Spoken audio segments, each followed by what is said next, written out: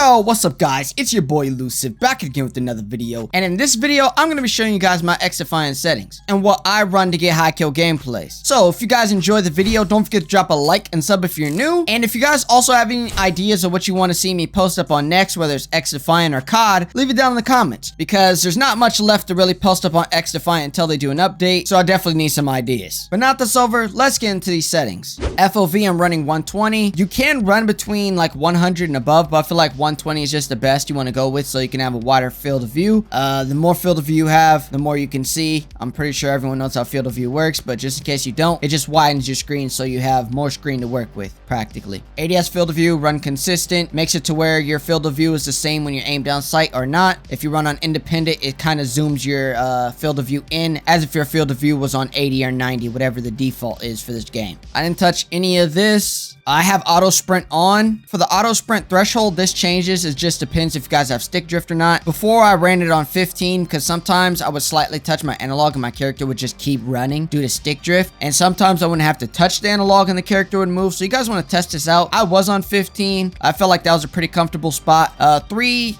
it's a little bit inconsistent. I'm still adjusting my sprint threshold. Just go as low as you can is practically just the best point. Sprint interrupts reload. I don't have this on. You can if you want. If someone's like trying to push you or something, you want to cancel your reload and just run instead. But I just have it off. Slide, tap, of course. You don't want to hold it to slide. Auto swap weapons I have on just in case I'm shooting and run out of ammo and it auto swaps my weapon. Auto grab ledges, I have this off. I don't want to auto mantle up. Adjust hub limits. You can change this around. I'm still testing this. Mostly because I get screenshots for this game and I can't have my mini map and everything else in the way of the gun because it just takes more work to edit and sometimes it's almost even impossible to edit certain stuff out. So I usually have it at max zoom out when I'm editing and a lot of times I forget what I have it on before. So I just really adjust this back and forth, but you definitely want your mini map closer towards the center so you don't have to move your eyes further away from the center of your screen to look at your mini map. I didn't touch any of this. Of course, you want damage numbers and HP bar on. It lets you know how weak your opponents are and it also lets you know how much damage you do per bullet. Mini map rotation, you can have this on if you'd like it. It just rotates as you rotate. I didn't touch any of this. I turned on ping to know if I'm lagging. This team composition overlay, I know some people run it, but I don't really like it. I feel like it just adds too much clutter on the screen. I can really care less who's dead or not and what faction they're running. I mean, I could just look at my scoreboard to find that out, but it does help out a little bit to let you know like, all right, 4 people are alive, 1 died at the time. So at best, if I hit this corner, there's 4 people, but I just feel like it's just too much clutter on the screen. So that's why I don't run it. For controller, I run Brawler, which is practically tactical for Call of Duty. I also run an Elite controller, so I also have slide and jump on my back paddles. But if you guys are running a normal controller, Brawler is definitely what you want to go with because sliding is more efficient and allows you to get around the map faster.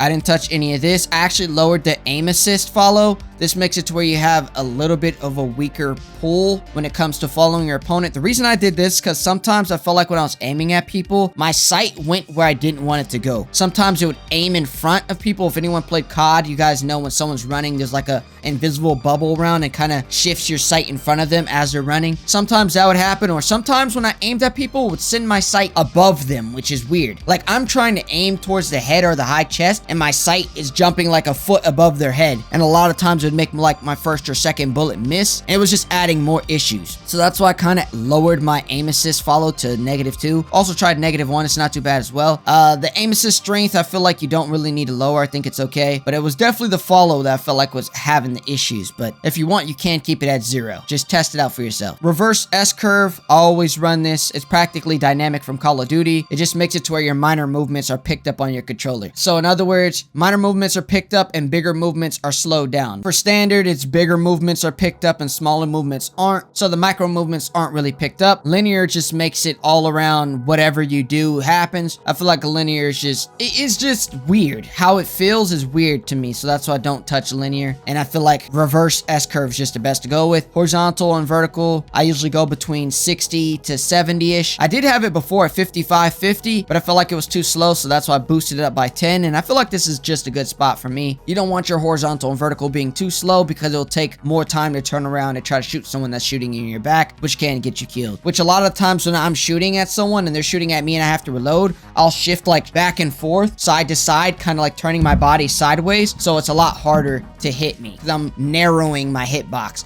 by only revealing my shoulder and leg and head area. But I don't know, this is all up to you. Definitely feel like higher sensitivity, definitely the way to go. ADS sense, I run a 0.76. This I feel like is a comfortable spot. You guys could test this as well. Before I was running a 0.7 flat. Either way will go fine. For the scoped, I run a 0.8. I know a lot of people running on 1.0, which is just the same speed as your horizontal and vertical, but I just wanted to slow it down a little bit. It just depends on whatever you guys like the best and you feel is just the most comfortable. Dead zone, I run 9 and 7. I have a little bit of stick drift, so that's why I have to boost it up. But if you guys can, without stick drift, go as low as you can before stick drift kicks in. Acceleration speed multiplier, I have this at 0. It just creates inconsistency. If you guys ever played like other games like Fortnite or COD or whatever, you have acceleration. It just makes you turn faster at a certain distance. So say 80 degrees. You would have to go 80 degrees before the acceleration kicks in, and it would make you go even faster. And I just feel like it makes an inconsistency with your turning speeds, which can throw you off and get you killed. So that's why I always have acceleration anything on 0. I don't have any inverts on and controller vibrations off. It just throws off your accuracy and it kills your battery and your controller faster. There's kind of no point in running it or having it on.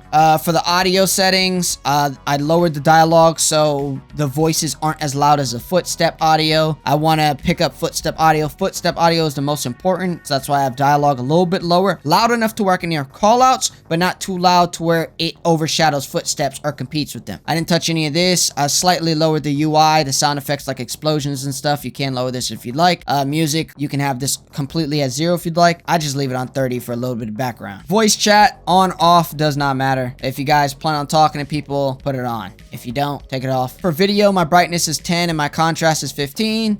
Just makes it a little bit brighter. Contrast adds a little bit more shadows or whatever. It just makes it a little bit brighter and adds a little bit more of a darkened area. Now for video, I'm running brightness 10, contrast 15. You guys could adjust this for however you'd like. Too bright, lower it. Not bright enough, higher it. For my frames, I run 120 on my Xbox Series X. So I'm running 1440, 120 hertz. More hertz just has better pixels and makes it more visible, so that's why I always run higher hertz. For language and accessibility, I didn't touch any of this besides flashbangs. I turned it on dark because I don't want my screen to go extremely white and hurt my retinal, so that's why I did that. I didn't touch any of this, so let's go into the next thing. Matchmaking an account is just your input-based matchmaking. So off, you're running into controller and PC, mouse and keyboard, I mean. With it on, you're just running up against whatever you're using. So if you're using mouse and keyboard, that's the only thing you're finding. If you're using controller, that's the only thing you're finding. And yeah, that's the end of my settings video. Let me know guys' thoughts down in the comments on what you guys want to see me post up on next. If I was playing on PC, of course, there would be a lot more stuff in the video section, and I could go into more details on shadow and stuff, but I'm playing on Xbox, so I can't really help you with that. I did debate on downloading the game on my PC and testing it out, but I wouldn't know what's really the best because I don't really play on PC, and I just feel like that would be me giving you half information or information that's somewhat valuable due to me not really knowing all the information upon, you know, PC. So I feel like I'd be lying practically, so that's why I decided not to do that. But yeah, let me know what you guys want to see me post up on next, whether it's Call of Duty or XDefiant. Does not matter, there's just not much to post up on in this game. But yeah, anyways, hopefully you guys enjoyed the video. Subscribe if you're new, don't forget to slap on the post notifications so you miss the latest and greatest videos, and I'll see you later guys.